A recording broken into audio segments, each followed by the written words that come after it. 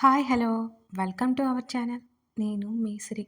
ఈరోజు మనం చెప్పుకోబోయే కథ ప్రియా దాన్ని పార్ట్ 183. ఇక ఆ కథలోకి వెళ్ళిపోదాం. లేచి కాస్త అతని వైపుకు వంగింది. ఆమె ఒక చెయ్యి తన పొట్ట మీద ఉంటే అతని చెయ్యి కూడా ఆమె పొట్ట మీద చేరింది. మరోసారి ఇరు పెదవులు జత అయ్యాయి. అతని చేయి తప్పిదం వల్ల ఆమె కురులు అతని ముఖమంతా పరుచుకున్నాయి. ఆ మధురమైన ముద్దు, దానితో పాటు ఆమెకు కురుల పరిమళాలు అతనితో ప్రేమావేశాలను తట్టిలేపాయి. మరో నిమిషం అతని నుంచి వేరే వెనక్కి సర్దుకుంది. చీకట్లో ఆమె బుగ్గలకి కొత్తగా వచ్చిన ఎరుపు రంగు అతనికేలా కనబడుతుంది. అమాంతం పెరిగిన గుండెదడ అతనికేలా వినబడుతుంది. వెన్ను నుంచి మొదలైన చలి, ఊహు, ఇంకేదో భావం అది అతనికేలా తెలుస్తుంది. ఏం చేస్తుంది తను? అంత చీకట్లోనూ ఆమె కనిరెప్పలు వాలిపోతున్నాయి. అటువైపు తిరిగి కళ్ళు మూసుకుంది. ఆమె చుట్టూ అతని చేయి చేరింది. ఆమె వీపు దగ్గర అతని ముఖం చోటు చేసుకుంది. అతని వెచ్చటి కౌగిలి మరింత హాయిగా అనిపించింది. మెడ వరకు దుప్పట్లాక్కుని ముడుచుకు పడుకుంది. నాకు నిద్ర దూరం చేసి నిద్రపోదామని ఎంత ధైర్యం? అతని స్వరం ఆమె చెవి దగ్గర గుసగుసగా వినబడుతోంది. అప్రయత్నంగా ఆమె పెదవులు విచ్చుకున్నాయి. నాకు అంత ధైర్యం లేదు, అతని చేతి మీద చేయి వేసి చెప్పింది అవని. ఆల్రెడీ తప్పు చేశావు, మాట్లాడుకు అంటూ ఆమె భుజం దగ్గర టీషర్ట్ పక్కకు లాగి పెదవులు ఆంచాడు. అతని పెదవులు తాకిడికి తాళలేక వెల్లెలుగా తిరిగి లైట్ వేయిపోతున్న అతని చేతిని ఆపేసింది. నేనేం చేశాను? ఆమె అడుగుతుంటే అతని చేతిని తన నుదుటి మీద పెట్టుకున్నాడు. చిరుచెమటలు ఆమె చేతిని తాకాయి. ఆమె చేయి నెమ్మదిగా అతని హృదయం మీదకి చేర్చుకున్నాడు. అతని ఛాతీని నెమ్మదిగా తడుముతూ అతనిలో కరగడానికి సిద్ధమైపోయింది ఆమె. ఇబ్బంది ఏం లేదు కదా? ఊహు. నాకెందుకో అనుమానంగా ఉంది. అతని చెంప మీద చిట్టి దెబ్బ వేసింది ఆ మాటకి. నిద్రొస్తుంది వదులు అరిచింది. మూడ్ స్వింగ్స్ అంటే ఇవేనేమో, టేప్ రికార్డర్ మింగినట్లు అరుస్తున్నావు అన్నాడు ఆమెను ఉడికిస్తూ. తాకగా ముట్టి ముట్టక ఆమెను ఉక్కిరి బిక్కిరి చేస్తున్న అతని దాటికి ఆమెలో భావావేశం పొంగి పొర్లుతోంది. ప్రేమలో కూడా ఇలాంటి క్లిష్టమైన పరిస్థితుల్లో పడేయడం అతనికే సాధ్యమేమో. ఏడిపించకు నన్ను, అతన్ని హత్తుకుంది అవని. ముద్దుతో మొదలైన వారి ప్రణయం హద్దుల్లేని ప్రేమకు సాక్ష్యం. బుజ్జిగా అతనిలో ఒదిగి పడుకున్న ఆమెని భుజం తడుతూ జో కొడుతుంటే నిద్రలోకి జారుకుంది. అతనికి వచ్చిన కళ గుర్తుకొచ్చింది. అవని చేతుల్లో బేబీ ఉంది. ఆమె ఎందుకో ఏడుస్తోంది. అతనికి తెలియని కంగారు. అదంతా నమ్మడు కానీ లోపలెక్కడో భయం బయలుదేరింది. ఎవరికి ఏమీ కాదు అనుకుంటూ అతను కళ్ళు మూసుకున్నాడు. అవనికి మొదటి నుంచి ఎక్కువ మందిలో ఉండే అలవాటు లేదు. అందుకే ఆమె ఫంక్షన్ హాల్లో సీమంతం చేయడానికి ఒప్పుకోలేదు. ఆమె కోరిక మేరకు గార్డెన్లో అరేంజ్ చేయించాలి అనుకున్నాడు నారాయణ్. తమ ఇంటి వారసుడో వారసురాలో పుట్టాక గ్రాండ్గా ఫంక్షన్ చేసుకోవాలనుకున్నాడు. దగ్గర వాళ్ళు మాత్రమే పిలిచారు. మొత్తం 100 మంది వరకు అనుకున్నారు. మరునాడు సీమంతం. ఎగ్జామ్ అయిపోయి అవని తమ్ముడు వచ్చేశాడు. తన అక్క ప్రెగ్నెంట్ అని తెలిసిన దగ్గర నుంచి ఎప్పుడెప్పుడు వాలిపోవాలా అని ఉన్నాడు. తమ రక్తంతో పంచుకుని భూమి మీదకి రాబోతున్న మరో బంధం, తన రక్త సంబంధం. తన తమ్ముడి కళ్ళల్లో కనిపిస్తున్న ఆనందానికి అవని కళ్ళు చెమ్మగిలినాయి.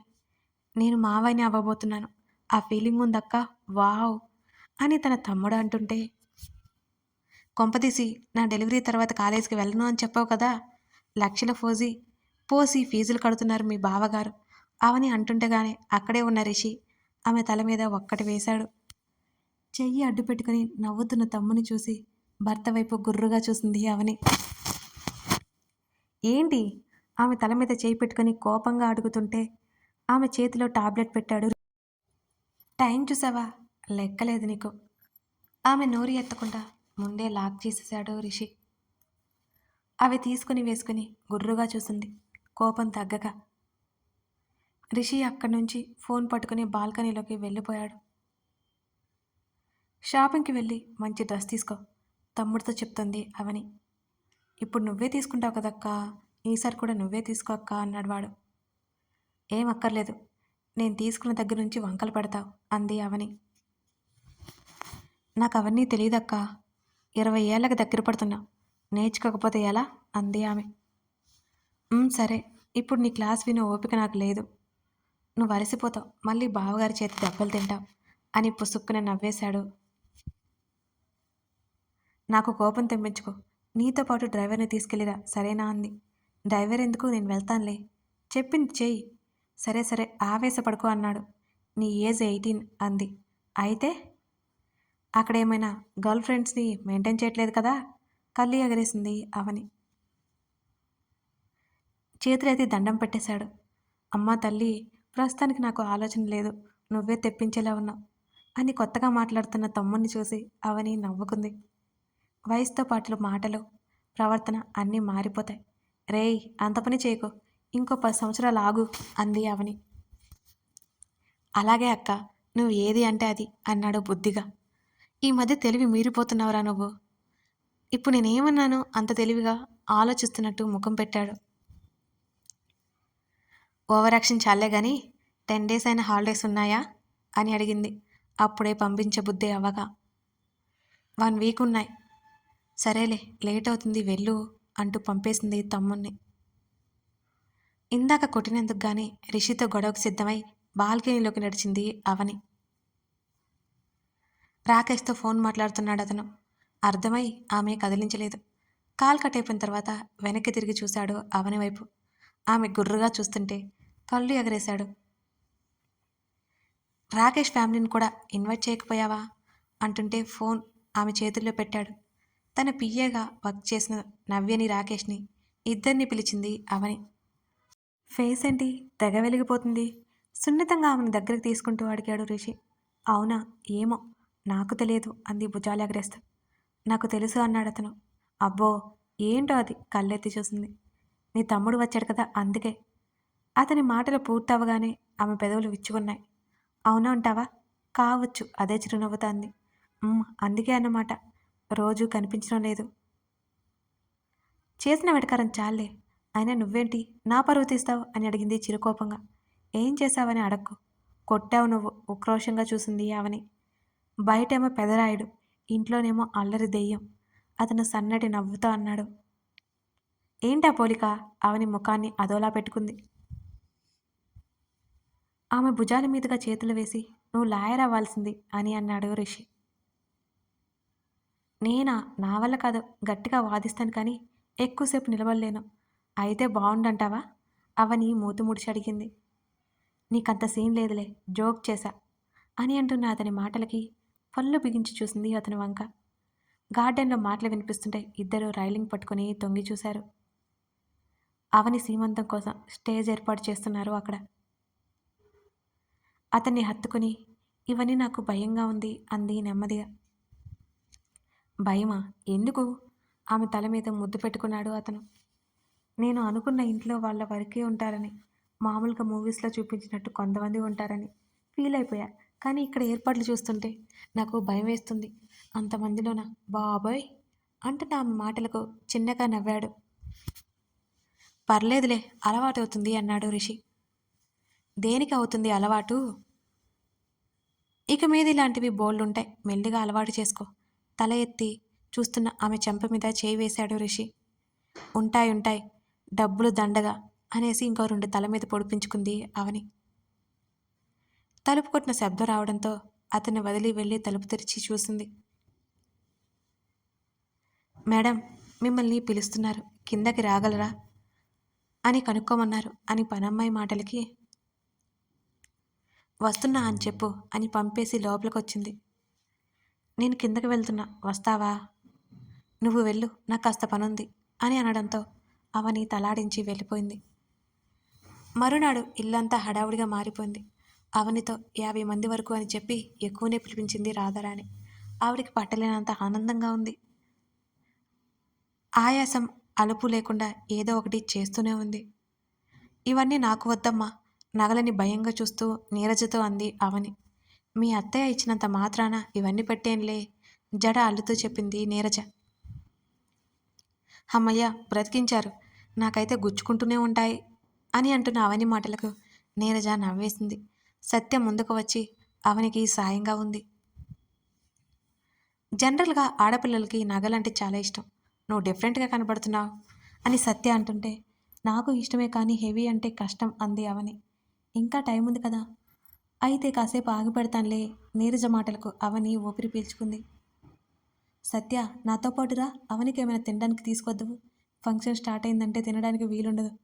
ఖాళీ కడుపుతో ఉండాల్సి వస్తుంది అని సత్యని పిలిచి కిందకెళ్ళిపోయింది రాధారాణి.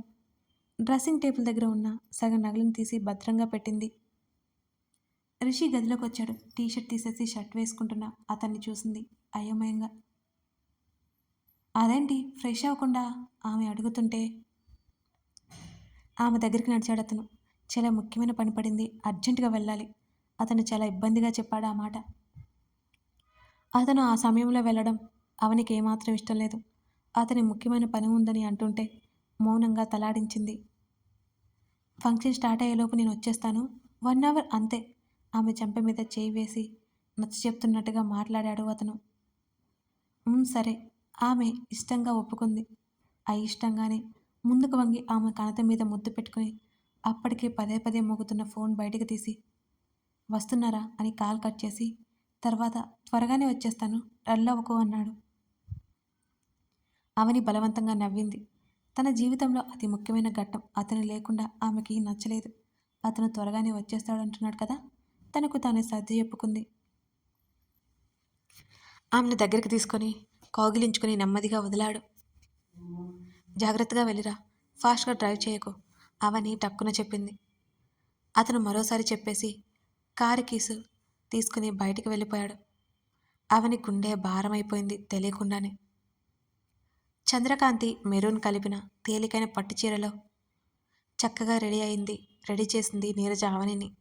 ఆలోచనలు రిషి గురించి వెళుతున్నా సరే అందరితో మామూలుగా మాట్లాడుతోంది అవని. అతను వెళ్తున్నట్టు చెప్పినట్టున్నాడు, అందుకే ఎవరూ అతని గురించి ప్రస్తావించలేదు.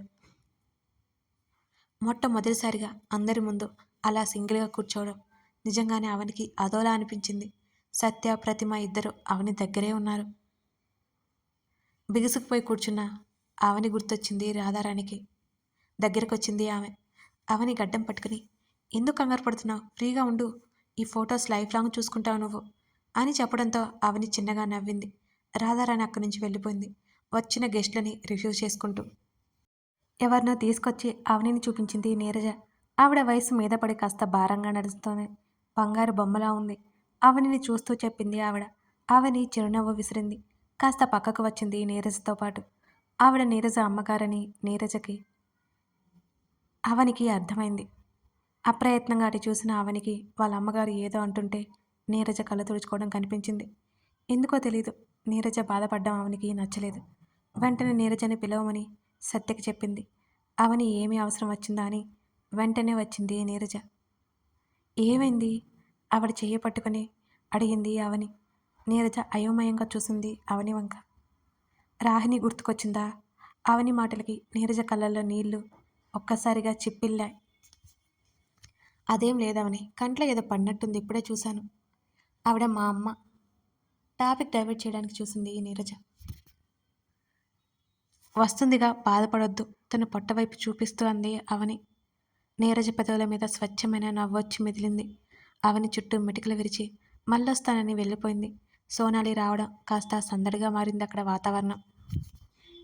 ఒక్కొక్కరు వచ్చి గాజులు వేసి బొట్టు పెట్టి అవనిని దీవిస్తున్నారు. చెప్పలేనంత ఆనందంగా ఉంది ఆమెకి. చివరిగా రిషి, రాహిణి తల్లిదండ్రులు అక్షింతలేసి ఆశీర్వదించారు. అప్పటికే అతని కోసం వేచి చూస్తోంది అవని. గంటలో వస్తాను అన్నవాడు 2 గంటలైనా రాలేదు. సోనాలికి కాల్ చేయమని చెప్పింది అవని. అప్పటికే నారాయణ్ కాల్ చేస్తున్నా రిషి లిఫ్ట్ చేయట్లేదు. చెప్పలేనంత కంగారు కలిగింది అందరికీ. టైం అవ్వడంతో గెస్ట్లను తినడానికి పంపించింది రాధారాణి. మీ కొడుకు ఎక్కడ? అవని పక్కన వేసిన కుర్చీలో కూర్చొని అడిగింది నీరజ వాళ్ళమ్మ. ఏదో పని ఉందని బయటకు వెళ్ళాడు, అవని ముందే చెప్పింది. ఎప్పుడూ ఉండే పనిలేగా, ఈ రోజైనా ఇంటి పట్టున ఉండకూడదా అని ఆవిడ అంటుంటే, ఇందాకటి వరకు ఉన్నాడు, ఏమైందో తెలియదు, సడన్గా వెళ్ళాడు అని రాధారాణికి కూడా కంగారు మొదలైపోయింది. మాధవ్ కూడా రిషి అన్నయ్యతో పాటే ఉన్నాడు. సత్య చెప్పడంతో మాధవ్కి కాల్ చేశాడు నారాయణ్.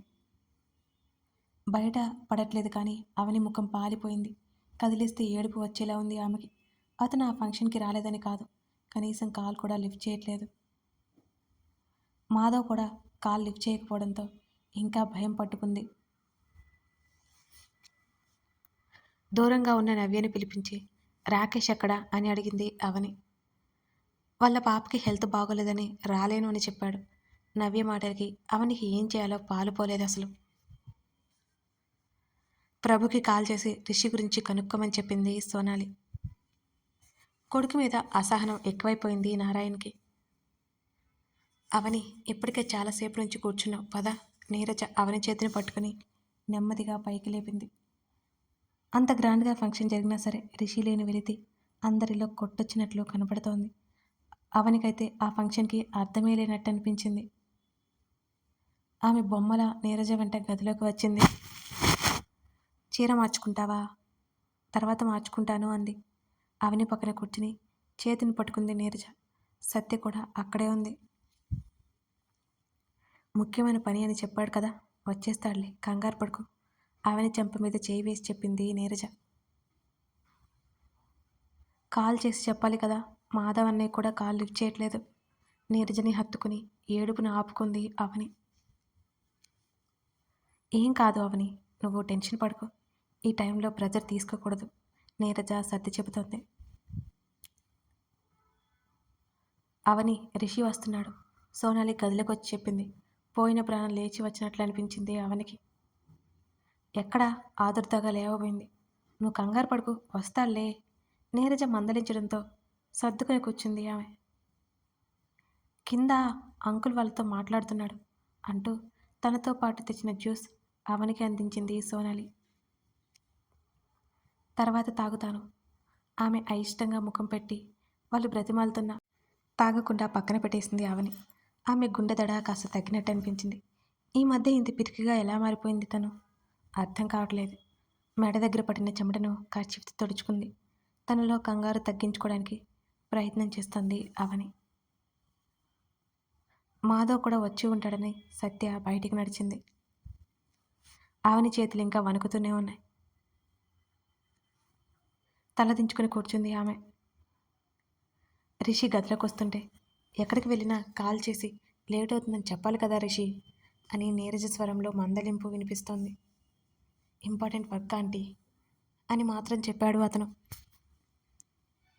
ఏమైనా అవసరమైతే పిలువు రిషి అని సోనాలి నీరజ బయటికి వెళ్ళిపోయారు. తలుపు మూసిన చప్పుడు ఆమె దగ్గరికి నడిచాడు రిషి. నుదుటిన కుంకుమ ఘనంగా కనపడుతోంది. ఆమె నడినెత్తిన జుత్తులో ఇరుక్కుపోయిన అక్షింతలు, ఆమె మెడ దగ్గర గంధం, మితమైన అలంకరణలో చక్కగా పొందికగా ఉన్న ఆమెనే చూస్తూ ఆమెను చేరువయ్యాడు. తల ఎత్తి చూసింది అవని. అతని మాట వినగానే వచ్చిన కన్నీళ్లను ఎంత బలంగా దాచుకుందో ఆమెకే తెలుసు. నవ్వడానికి ప్రయత్నం చేసింది, కానీ అసలు నవ్వలేకపోయింది. ఒక కాలుని కిందకు వేసి మరో కాలు మడిచి ఆమెకు ఎదురుగా కూర్చున్నాడు రిషి.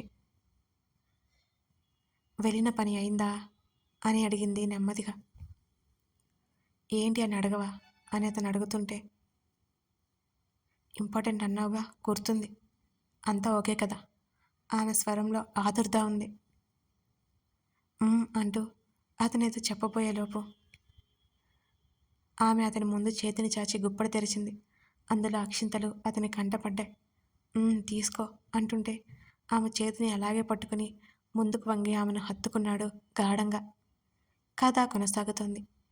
మీకు ఏమనిపించిందో ఇది విన్న తర్వాత చదివిన తర్వాత కామెంట్ చేయడం మాత్రం మర్చిపోకండి ఫ్రెండ్స్. ఎండింగ్కి దగ్గరగా ఉంది. ఎప్పుడైనా మీ ప్రోత్సాహం అందిస్తారని నేను ఆశిస్తున్నాను. Thank you for watching this video.